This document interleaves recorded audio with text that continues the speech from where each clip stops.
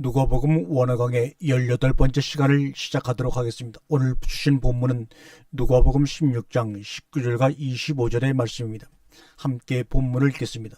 한 부자가 자색 옷을 입고 고운 베옷을 입고 날마다 화로에 연락하는데 나사로라 이름은 한 거지가 헌대를 앓으며 그 부자의 대문에 누워 부자의 상에서 떨어지는 것으로 배불리려 하며 심지어 개들이 와서 그 헌대를 핥더라.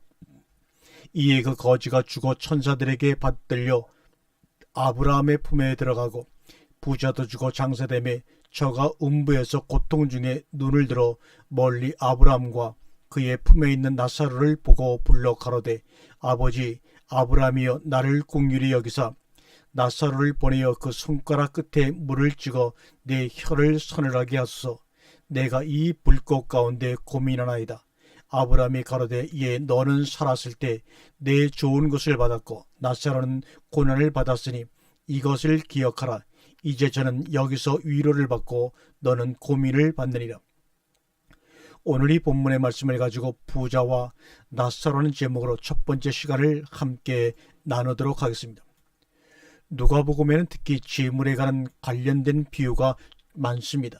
어리석은 부자의 얘기하며 불의한 청지기의 비유, 그리고 오늘 본문의 부자와 나사로 등은 누가복음에만 나오는 말씀입니다. 그만큼 누가는 이 세상 재물과 하나님 나라의 관계를 집중적으로 조명하고 있다고도 볼 수 있습니다. 지금까지 누가복음 강의를 통해서도 알 수 있는 것처럼 신앙생활은 궁극적으로 선악 상대적인 관념의 세계를 벗어나서 하나님의 생명을 향한 여행이라고 할 수 있는데, 이 과정에서 필연적으로 등장하는 것이 율법적인 자기의외 탈피와 이 세상 재물에 대한 집착으로부터의 벗어남입니다. 계속하여 하는 말이지만 우리는 우리의 노력으로 하나님 앞에 의롭다함을 얻을 수 없습니다. 우리의 의는 오직 하나님의 값없는 선물, 은혜로 말미암아 존재합니다. 아침부터 저녁까지 종일 수고와 더위를 견딘 대가로 의로워지는 게 아니고 아버지의 명을 지켜 어김이 없으려고 염색기 한 마리 친구들과 나누어 먹지 않은 것으로 의로워지는 것도 아닙니다. 우리의 의는 우리가 어떤 사람이냐에 좌우되지를 않습니다. 오직 하나님 아버지가 어떤 분이냐에 좌우됩니다. 사람들의 병폐는 자기가 율법적이니까 하나님도 그러리라고 생각하며 자기가 육신적이니까 하나님도 역시 그러리라고 생각을 한다는 점입니다. 사람들의 기준으로는 종일 수고와 더위를 견디며 포도원에서 일한 사람과 늦지막히 와서 단 1시간만을 일한 사람을 동일하게 대우한다는 것은 불의한 일입니다. 마찬가지로 아버지의 재산을 허랑방탕하게 말아먹은 탕자와 집에서 아버지의 명을 어김없이 받들어 모신 큰아들을 동일하게 대우하는 것도 공의라고 할 수 없습니다. 그러나 하나님은 사람들이 보기에는 분명히 불의라고 할 만한 일을 서슴지 않고 행하십니다. 탕자를 위하여는 송아지를 잡고 1시간만 일한 사람에게도 한 데나리온을, 그것도 먼저 와서 하루 종일 수고와 더위를 견딘 사람들보다 먼저 줍니다. 하나님의 의는 바로 이런 것입니다. 우리가 예수의 십자가로 말미암아 구속되고 의로워졌다면 반드시 하나님의 이런 모습에 대한 이해가 있어야 합니다. 하나님이 탕자를 받아들이는 모습과 더 늦게 와서 일도 별로 하지 않은 사람을 먼저 온 사람과 동일하게 대우하는 하나님을 이해하지 못하는 사람은 아직 예수의 십자가를 모르는 사람입니다. 그러나 하나님의 의를 알았다는 그것으로 신앙생활이 끝나는 것은 아닙니다. 하나님의 의를 안다는 것은 순간적인 깨달음이지만, 그러나 우리의 삶은 여전히 잡다한 문제들로 가득 차 있고 하나님의 세계를 향해서 눈이 열리긴 했지만 그래도 여전히 세상에 몸담고 있는 자신이 존재하는 것입니다.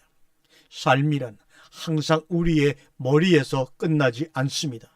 두 손과 두 발이 존재하는 시공이 곧 우리의 삶의 터전이며 그것으로 하는 일이 곧 우리의 삶입니다. 그 어떤 깨달음도, 그 어떤 의로움도 그것으로 완성일 수 없는 이유가 바로 여기 있습니다. 문제는 우리가 언제나 그 깨달음 안에 깨어 있어야 하고 항상 그 의로움에서 살아야 한다는 점입니다. 부자와 나사로의 비유는 바로 이 문제를 다루고 있습니다. 여기 나오는 부자는 하나님도 모르고 천국도 모르는 사람이라고 생각하면 안 됩니다. 이 부자는 하나님 앞에서 의가 무엇인지 아는 사람입니다.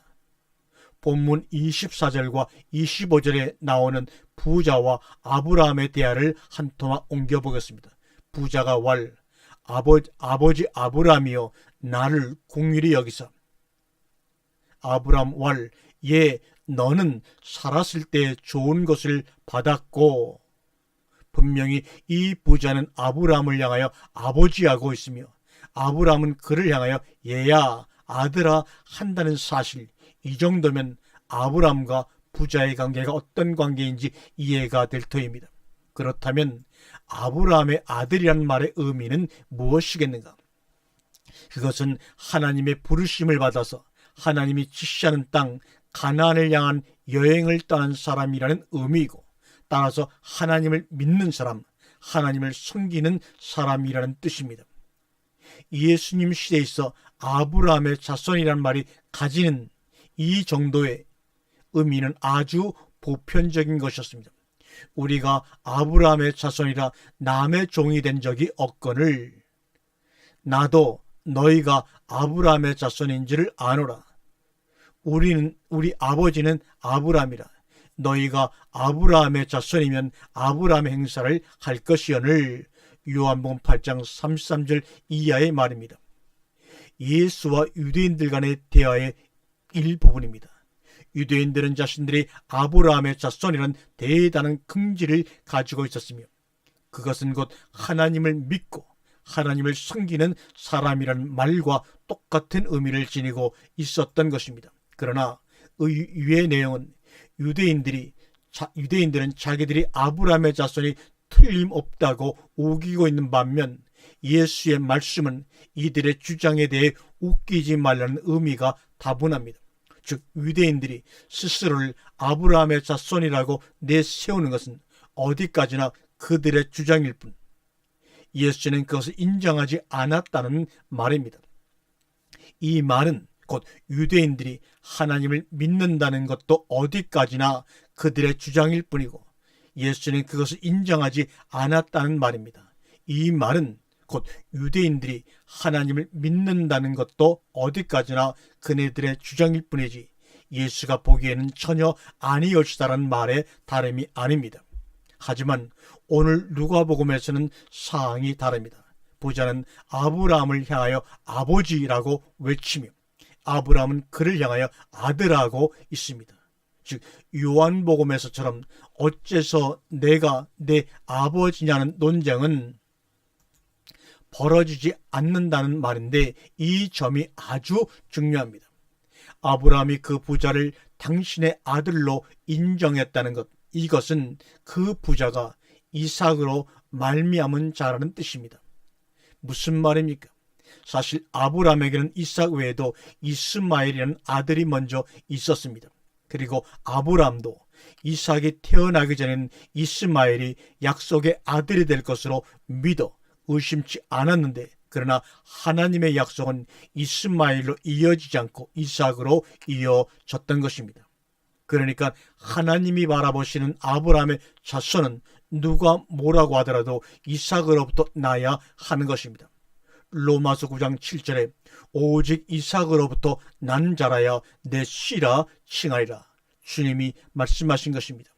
세월이 흐른 후에 아브라함은 하나님의 뜻을 이해하게 되었고 자신의 육신적인 능력이 이룬 이스마엘을 통하여는 하나님의 약속이 이어지지 않는다는 것과 따라서 이스마엘의 자손은 믿음의 자손이 아니라는 사실을 파악했던 것입니다. 그런데 만일 이 부자가 이스마엘과 이삭의 차이를 분간하지 못하고 자신이 이스마엘의 자손이면서도 아브라함을 향하여 아버지하고 불렀다면 아브라함이 뭐라고 했을까요? 이스마엘도 아들은 아들이니까 물론 아들아 할 것입니다. 그러나 그 다음에 오는 내용이 달라집니다. 이 경우를 지칭하는 사건이 바로 누가복음 15장의 탕자와 큰아들입니다. 15장의 큰아들은 아버지의 마음은 모른 채 자신이 아버지를 섬겨 명을 어기지만 않으면 된다고 생각하는 사람이고, 다시 말하면 자신의 노력으로 아버지의 뜻을 이룰 수 있다고 생각하는 율법적인 인간의 대표로서 곧 이스마엘입니다. 그러나 탕자는 아버지의 재산을 다 날려버리긴 했지만 그 사건을 통하여 아버지의 마음을 이해한 사람입니다. 이삭이 상징하는 바가 바로 이것입니다. 즉 이삭은 아브라함의 육신적인 능력이 이루는 아들이 아니라 하나님의 능력과 하나님의 은혜가 이루는 아들이라는 점입니다. 탕자 역시 마찬가지입니다. 탕자의 의미는 오직 하나님 아버지에 의해 받아들여짐으로 의로워지는 것이며 다시 아들이 되는 것입니다. 그러나 큰 아들이 아버지를 향해 대답하는 말, 내가 여러 해 아버지를 섬겼는데 나오는 아버지의 의미는 말로만 아버지이지 실제 의미는 주인에 지나지 않으며, 따라서 자신도 아들로 산 것이 아니라 종으로 살았다는 고백에 다름이 아닙니다.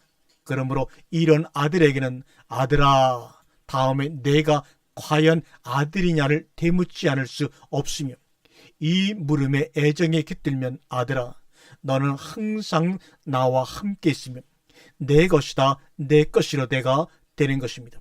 그러나 16장에서 부자에게 주는 아브라함의 말은 이와 다릅니다. 15장의 큰아들이 아버지께로부터 염소 새끼 한 마리 받지 않았다는 것은 순전히 그의 착각으로, 이런 사람을 고치는 약은 사실을 사실로 볼 수 있는 눈, 즉 깨달음입니다. 하지만 16장의 부자에게는 내 것이 다 내 것이 아니냐는 따위의 가르침을 주지는 않습니다. 이어지는 아브라함의 이야기를 들어봅니다. 예, 너는 살았을 때 내 좋은 것을 받았고 나사로는 고난을 받았으니 이것을 기억하라. 이제 저는 여기서 위로를 받고 너는 고민을 받느니라. 여기서 아브라함은 이 부자가 하나님을 안 믿었다거나 아니면 율법을 어겼거나 혹은 나사로같이 불쌍한 이웃을 도와주지 않았다거나를 책망하는 것이 아닙니다. 하나님을 믿어야 한다니, 율법을 어기면 안 된다니, 혹은 나사로를 도와주어야 한다니라는 문제는 아직 하나님의 의가 무언지 모를 때 일어나는 싸움입니다. 예수의 십자가에 참으로 연합한 사람은 하나님을 믿는다는 말을 하지 않으며 율법을 지키려고 노력하지도 않습니다. 사도 바울의 고백대로 정말 더 이상 정죄가 없으며 더 이상 범법이 없습니다. 부자를 향한 아브라함의 책망은 그가 선하지 않았다는 것이 아니고 간음하고 살인했다는 얘기가 아닙니다. 그러면 무엇입니까? 그냥 너는 살았을 때 내 좋은 것을 받았다는 말입니다. 내 좋은 것. 문제는 바로 여기에 있습니다. 누가복음 15장을 지나온 사람에게 더 이상 율법적인 정죄는 없습니다. 그렇다고 그것이 곧 완성은 아니라는 것과 누가복음 15장은 그 이후에 벌어지는 삶이란 점은 그동안 여러 모양으로 다루어온 바 있습니다.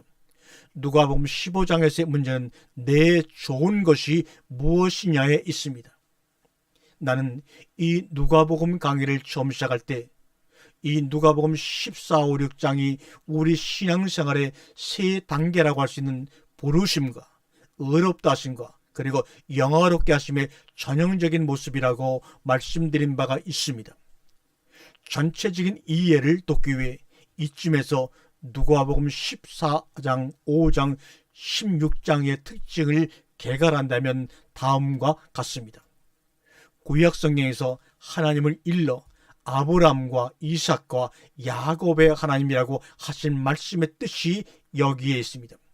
아브라함의 여행이 이스마엘에게서 끝났더라면 하나님은 아브라함의 하나님일 수가 없고, 이삭의 삶이 에서에게서 끝났다면 역시 이삭의 하나님일 수도 없습니다. 이것이 있기에 아브라함의 하나님이며, 이 야곱이 있기에 이것의 하나님이 입니다. 야곱 역시 마찬가지입니다. 야곱의 한평생이 하나님 앞에 성공적으로 받아들여지지 않았다면 그 조상들의 공으로 천국에 갈 수도 없을 뿐더러 오히려 그 조상들마저도 완성되지 못합니다. 누가복음 14장은 전반적으로 하나님의 부르심에 관한 내용으로 그 부르심에 참여하는 사람과 그 부르심을 거절하는 사람들의 면면을 보여주고 있으며, 궁극적으로는 그 부르심의 소망이 무엇이며 그 소망이 이루어지기까지 어떤 비용이 얼마만큼 들 건지 얘기하고, 하나님을 향한 여행을 떠나기 전에 미리 앉아 계산해 보라고 권면하고 있습니다. 14장의 주제는 부르심입니다. 구약의 상징은 아브라함이요, 나홀과 하란은 탈락합니다. 15장은 의롭다 하심이 주제입니다.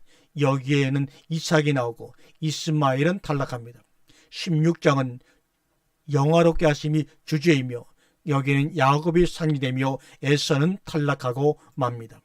괜히 갈대아 우르만 떠나서 하란에 머물 바에는 오히려 떠나지 않는 게 낫다는 얘기입니다. 아브라함의 아버지 데라는 이런 사람들의 대명사입니다.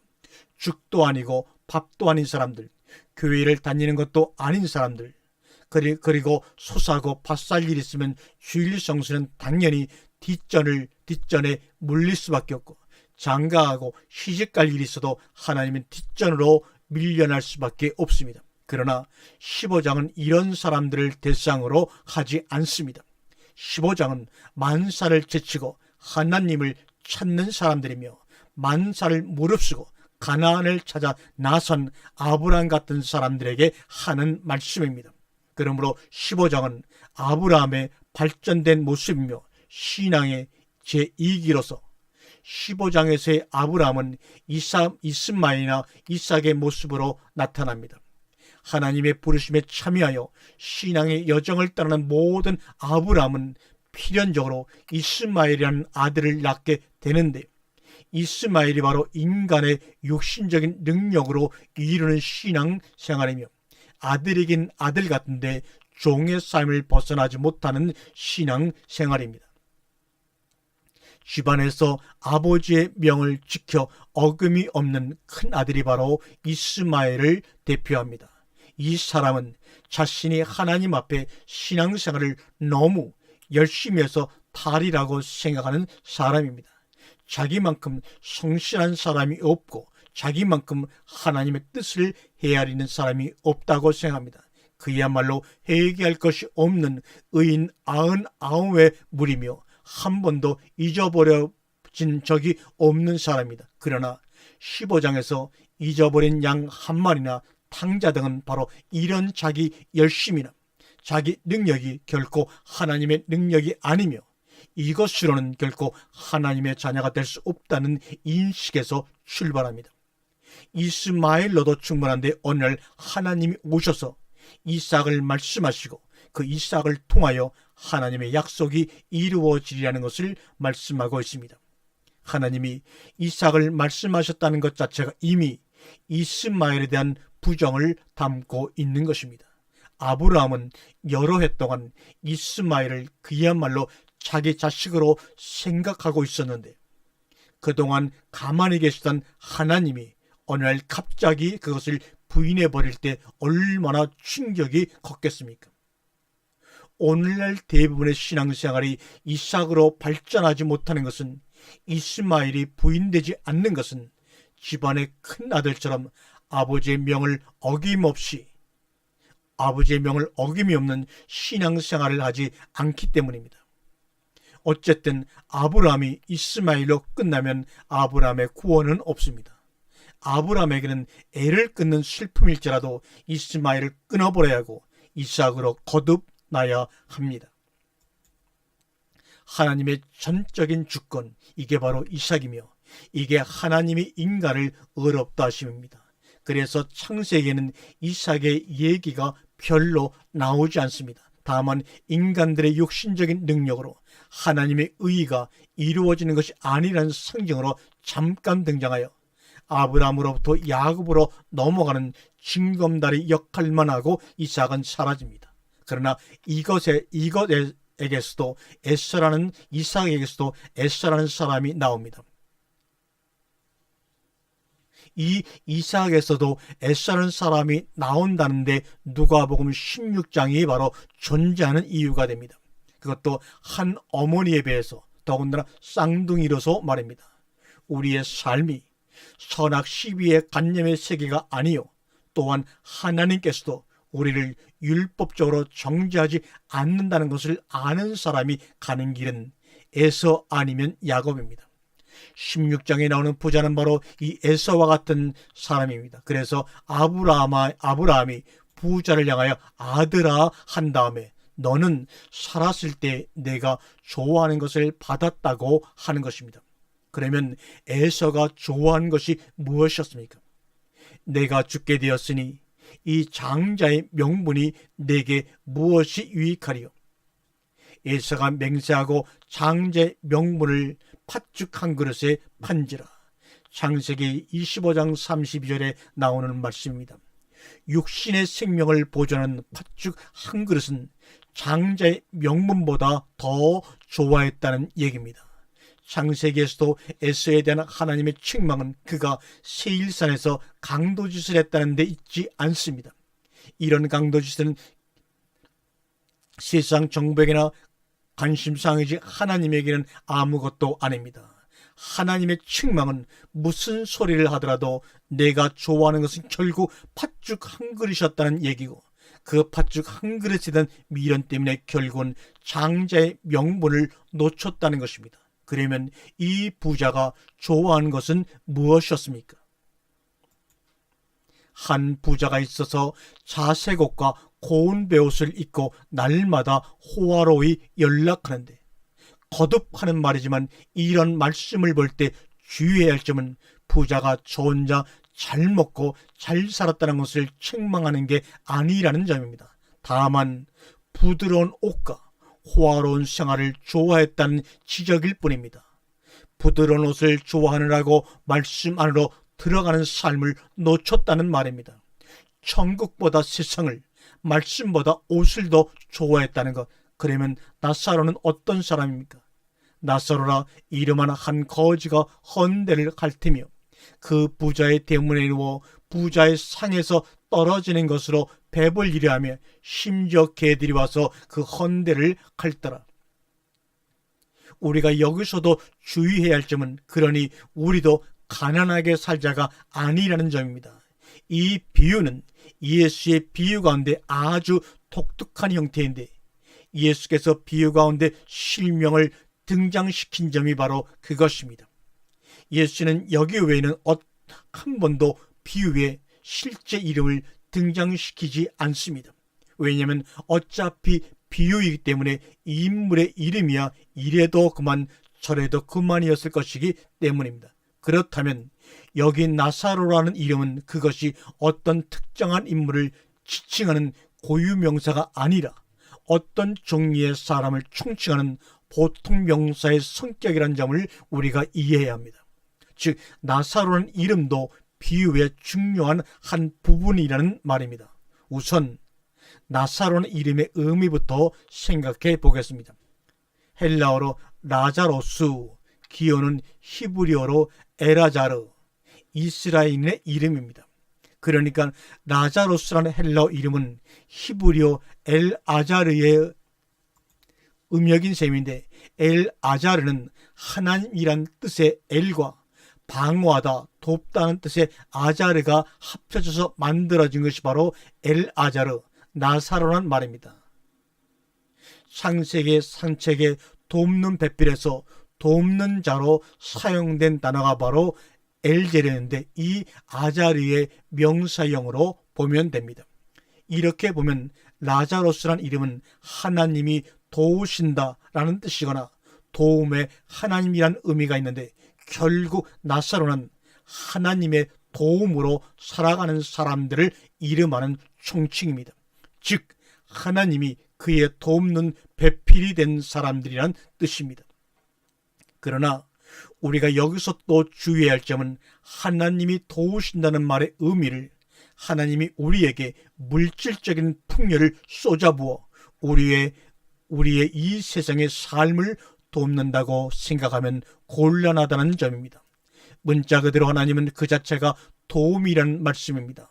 반대로 부자 이름은 돈의 도움으로 사는 사람이란 뜻이며 돈이 없이는 못 사는 사람이란 뜻입니다. 그러나 나사로는 그렇지 않습니다.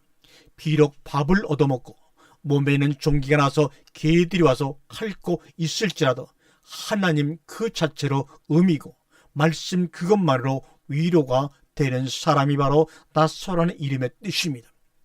하나님과 말씀에만 의미를 두고 살다 보니까 육신적인 양식은 누가 도와주기 전까지는 때거리가 없을 정도로 빈궁해지는 것입니다.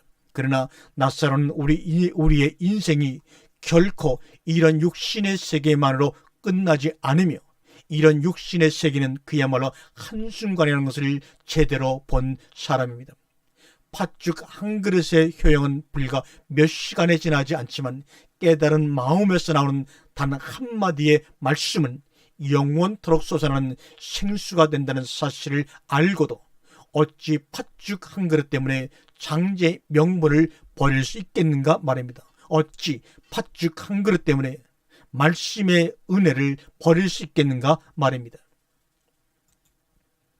영혼을 준비하는 사람은 순간을 버릴 수 있어야 합니다. 그러기에 순간에 매여 사는 사람들의 눈에는 나사로가 가난한 자일 수도 있고 꿈속에서는 몽상가일 수 있으며 제 악가름도 못하는 팔푼일 수도 있습니다. 그러나 참새가 어찌 대붕의 마음을 알겠으며 그저 순간에만 매여 사는 눈으로 어찌 영혼을 볼 수 있으랴. 무엇이 환상이고 무엇이 꿈인지는 지금 있는 자리를 벗어나야만 알 수 있는 것. 부자와 나사로가 죽어 장사되었다는 말은 그들이 현실이라고 생각했던 그 환경을 벗어났다는 말입니다. 그랬더니 거기는 육신의 세계 능력이 전혀 힘을 쓰지 못하는 상황이 벌어집니다. 성경의 표현이야 어떻든 이제 부자는 더 이상 자신의 능력으로 행복할 수 없는 상황이 된 것입니다. 도움은 육신이 있을 때까지만입니다. 인정하고 싶지 않겠지만 사람들은 이 사실을 아는 것 같으면서도 정말 모릅니다. 다른 사람들은 다 죽어도 자기는 영원히 살 줄 알며 다른 사람들은 모두 빈손 들고 가더라도 자기는 잔뜩 싸가지고 갈 줄로 압니다. 그래서 오늘도 팥죽 한 그릇과 장제 명분을 바꾸는 일이 일어납니다. 그것도 예수 그리스도의 제자들 가운데서 말입니다. 아멘.